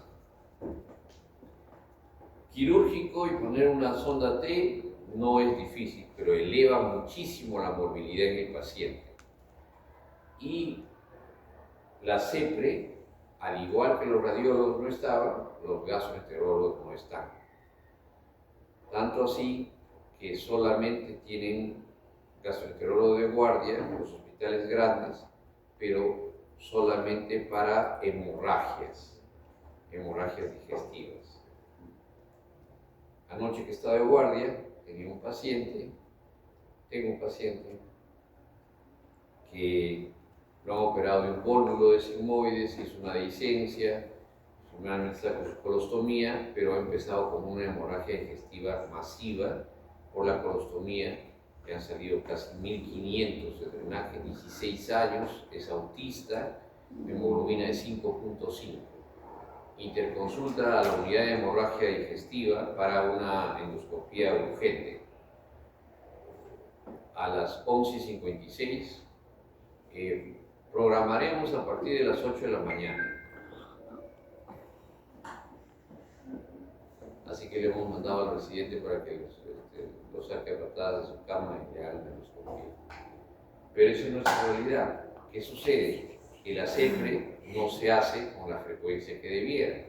¿Cuál es el tratamiento de la colangitis? Grado 1, antibióticos, CEPRE. Grado 2, CEPRE. O drenaje transparenhepático. Grado 3, drenaje. No hay que hacer ni CEPRE siquiera. ¿Cuál es la realidad? Grado 1, cirugía. Grado 2, cirugía. Grado 3, cirugía.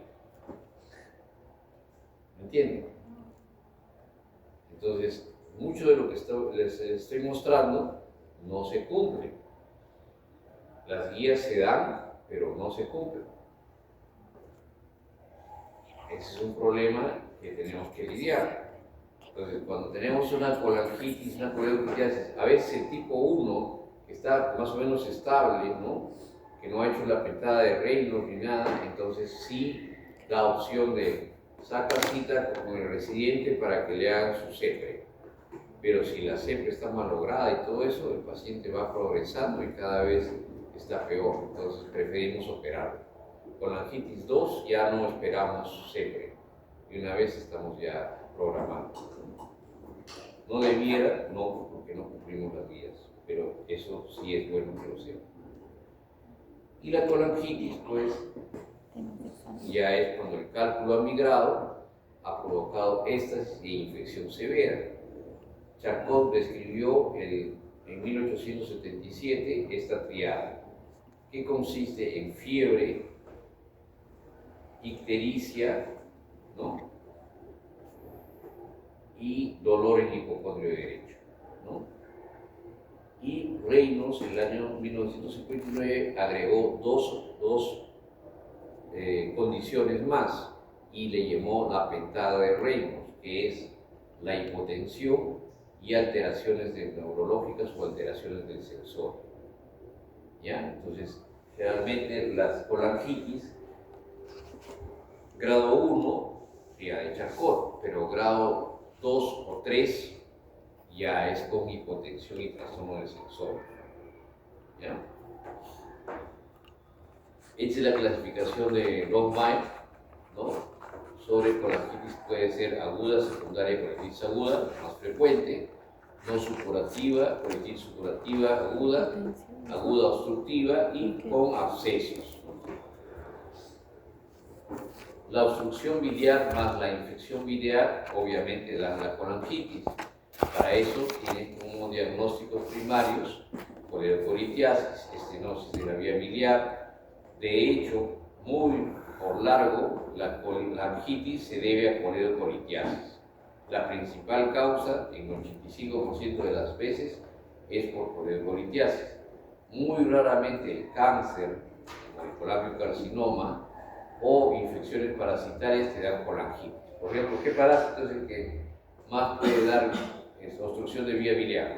Ascaris. Ascaris, muy bien, eso se sabe.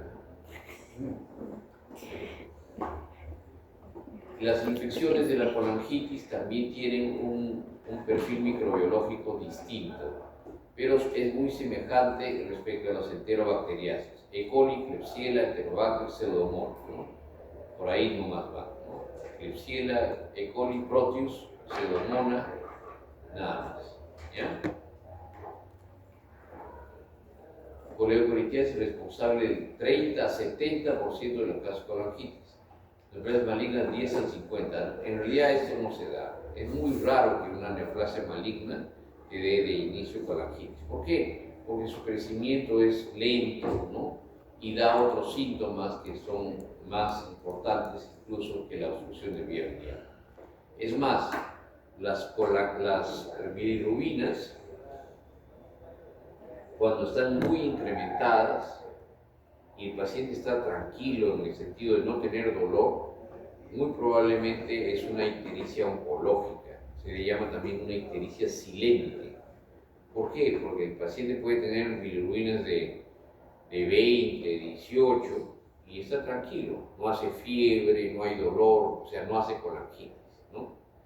Entonces las ictericias silentes van más para neoplasias que para neoplasias de cabeza de páncreas o colangiocarcinoma que para coledocolitiasis.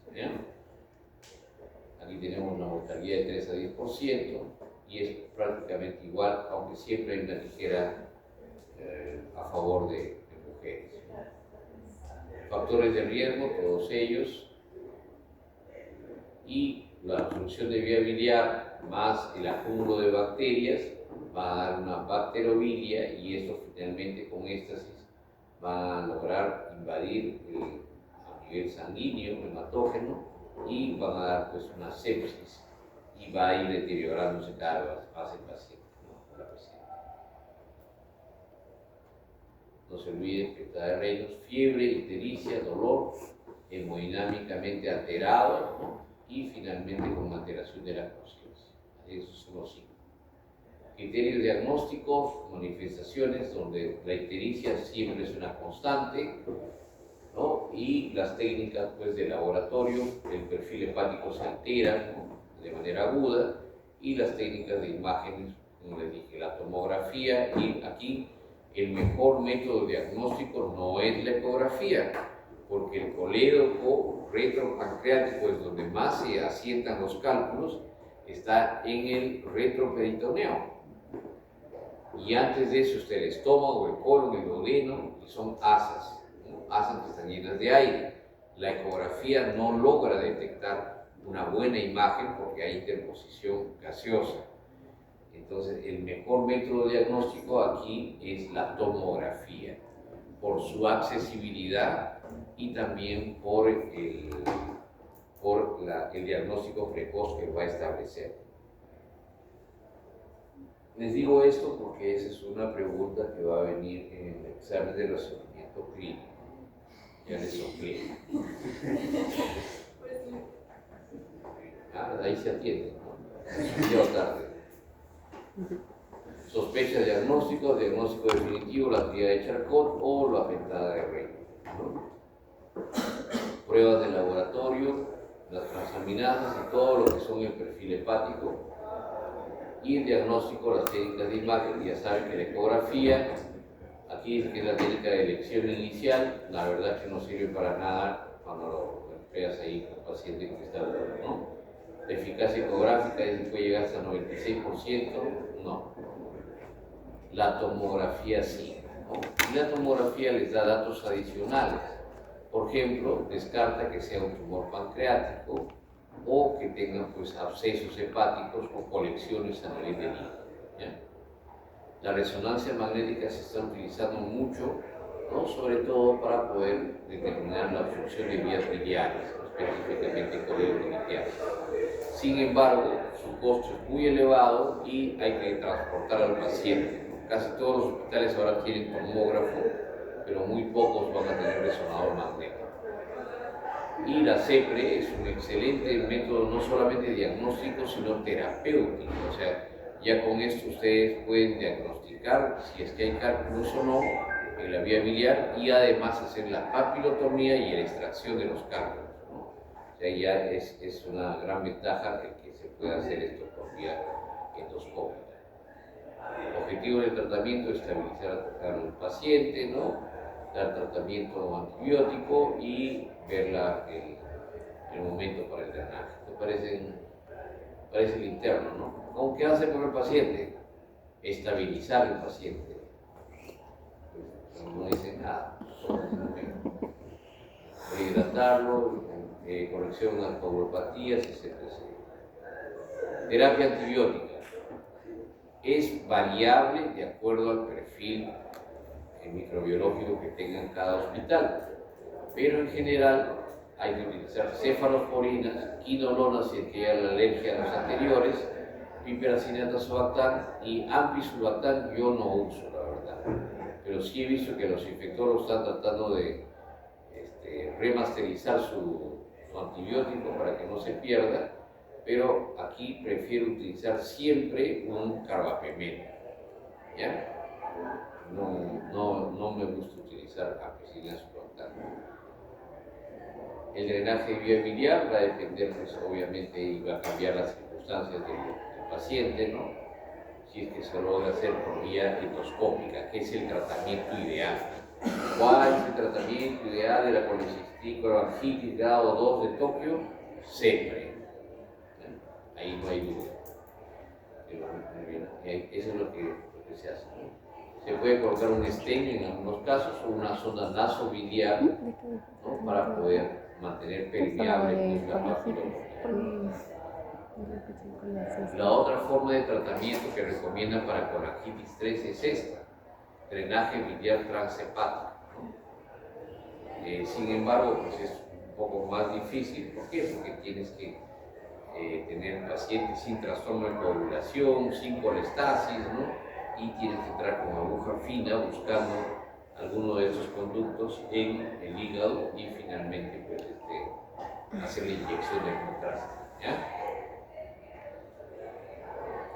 El drenaje biliar externo es una posibilidad que ahora estamos haciendo cada vez más. Ahí les voy a mostrar un casito que tenemos en un paciente. Colangitis 3, dije no sé. no escuché.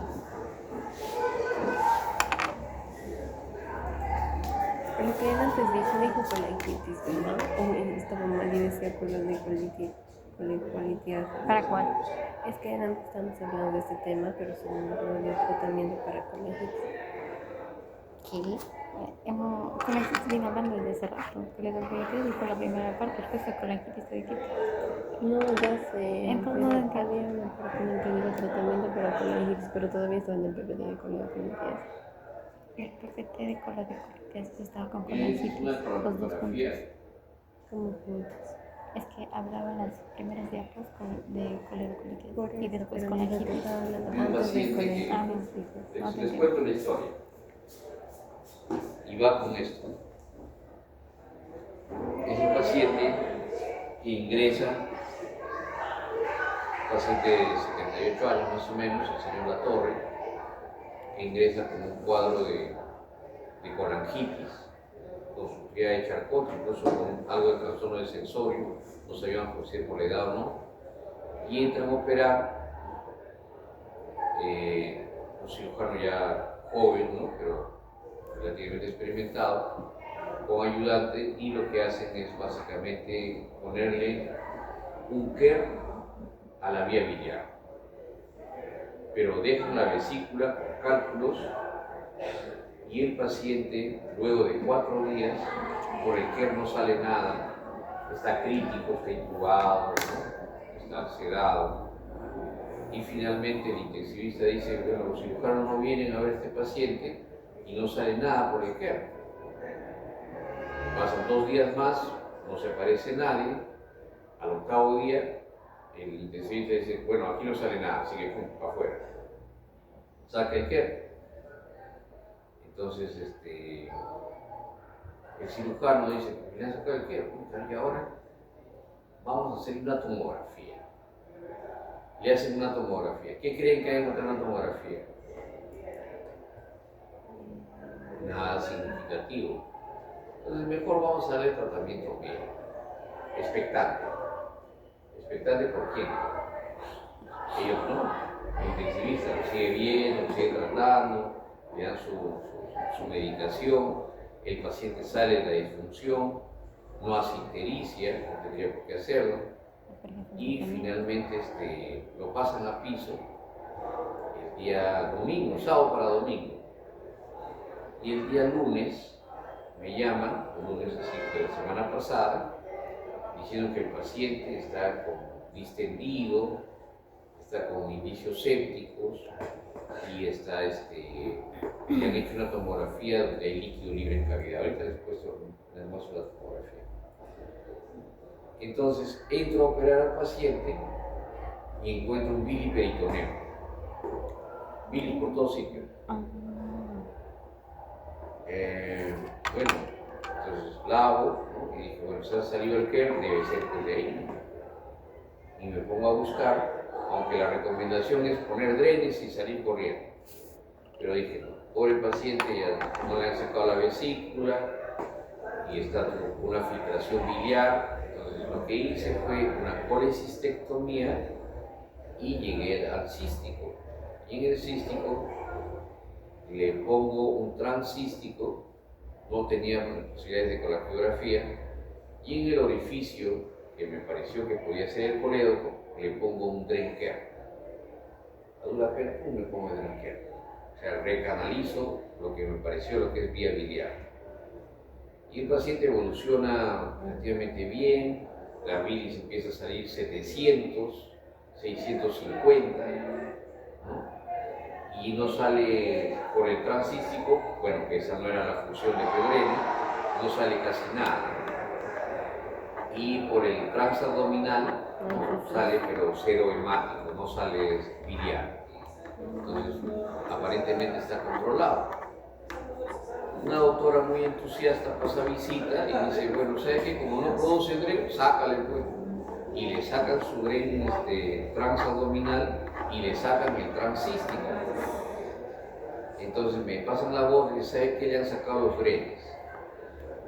No pude ahorcar al interno porque tenía tiene cefalotórax y abdomen nada más, no tenía cuello, no pude ahorcar por eso. Se salvó, pero me confesó en su lecho de muerte de que la doctora le había dicho que le saque porque no producía nada. Entonces, me empezaron a llamar por teléfono para que me calme, ¿no? Y les dije, me haces una tomografía ahorita, y si hay una gota de líquido fuera o sea, ha hecho nuevamente un biliperitoneo o un bilioma, lo voy a operar. Entonces, rezando, le han hecho su tomografía, felizmente no salió nada,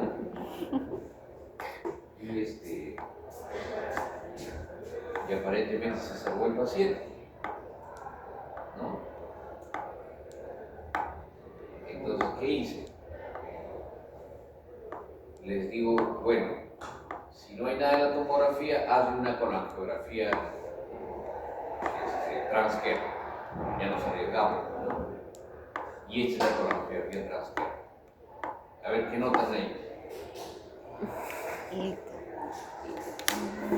Este es el GERD. Y esta es una patita para acá y otra patita para acá. Este es las vías biliares intrahepáticas y este es el coledo. Y hay pasaje hacia el intestino. No, ya lo he hecho, no con entonces, ahí se ve mejor.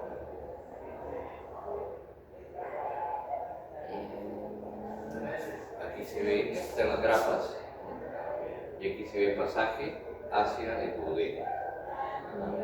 Pero hay una curiosidad. ¿Dónde está el GERD?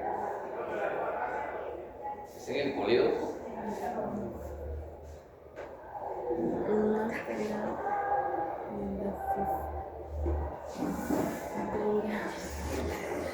No me digas que estás en el cuello, ya no lo voy a dictar por tercera vez, ¿eh? Le cuentas, por favor, ¿ya? Entonces, ¿qué hay ahí? A ver. ¿Cuál es la curiosidad?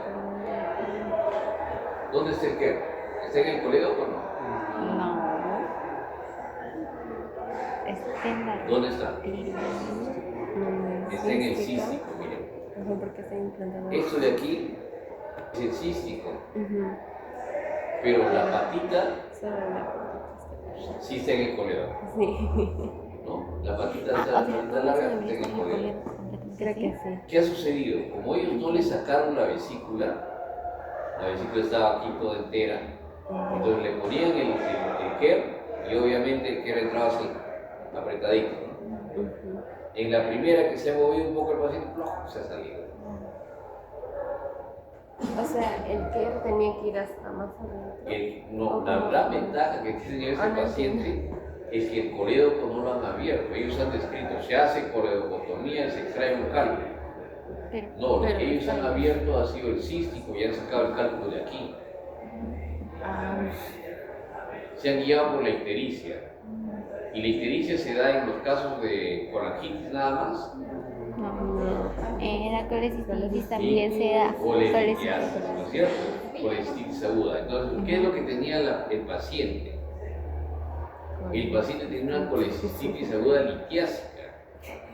Y lo que han hecho ellos es no sacarle la vesícula y ponerle un Drenker en el coledo, entre comillas. ¿No? ¿Qué ventaja ha tenido este paciente después de esta cirugía que le hice? Es que ya se ha canalizado el colédoco, no hay cálculos aquí, ¿ya? Por lo tanto, lo que hay que esperar es que haga un trayecto ¿cómo se llama? El GERD, retirarlo y no hay que hacerle ni sempre, ni colangiografías, extracción de nada. Pero miren cómo esta conducta timorata de hacer colecistectomías parciales, de hacer intervenciones solamente para la emergencia puede llevar a tantos errores. ¿No? O sea, aquí el paciente entraba con un cuadro de colecistitis aguda. Entonces solo era sacarle la vesícula. Solamente tenían que sacar la vesícula y si tenían dudas de la ictericia, tenían que hacer una colangiografía transfer para ver si hay cálculos aquí, no más. Pero lo que han hecho es exactamente lo contrario. Le han hecho un hueco al cístico y por ahí han metido el GERD. Y no le saca la vesícula. Y no le han sacado la vesícula. No, claro, el caso yo le he dicho, vamos a discutirlo el viernes. Nadie quiere discutir el viernes porque se han ido de viaje, no quieren hacer nada. Ya, entonces, por eso los protocolos, así como el protocolo y recomendaciones de Tokio, los nuevos consensos asiáticos, todos tienen que ser tomados con pinzas, ¿no? Y aplicados de acuerdo a la realidad que tenemos. Ya no podemos hacer las cosas así, siguiendo normas internacionales que finalmente nos van a perjudicar a nuestros pacientes. ¿Ya? ¿Preguntas? 5:40, ¿no es cierto? Ya acabó ahora. Muy bien. Entonces, hasta las 5:40. Nos vemos.